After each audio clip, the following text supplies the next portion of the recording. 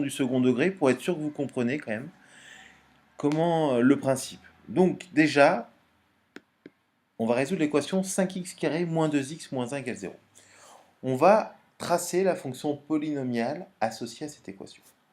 Donc fonction polynomiale du second degré, f de x égale, donc du coup, 5 fois x au carré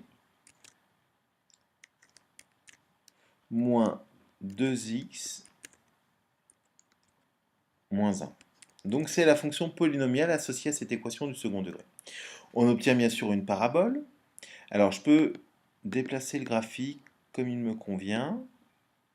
Et là, agrandir les échelles ou réduire pour mieux voir les solutions. Donc je vais garder comme ça. Donc les solutions de l'équation vont être les points d'intersection entre l'axe des abscisses et le graphe de cette fonction.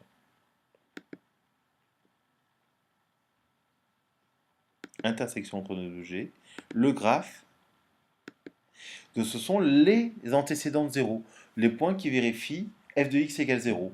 Ce sont donc les racines de cette fonction polynomiale sont les solutions de l'équation du second degré. Donc là, on voit qu'il y a deux solutions, A et B, donc moins 0,29 et 0,69. Donc on a trouvé deux solutions. Maintenant, vérifions avec le tableur si notre conjoncture est bien exacte.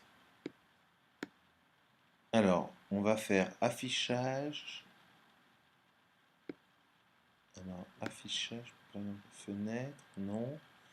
Édition, fichier, non. Ah oui, j'étais dans pas le bon menu, excusez-moi. Donc, affichage, tableur, voilà. Donc là, il y a un tableur qui apparaît, donc je vous efface ce que j'ai mis avant. Et donc, je vais taper le point moins 0,29. Alors, attention, il faut mettre 0,29. Hein.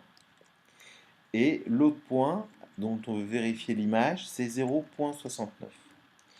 Et là, on peut utiliser la fonction f, comme pas besoin de retaper toute une formule assez compliquée. On tape f de,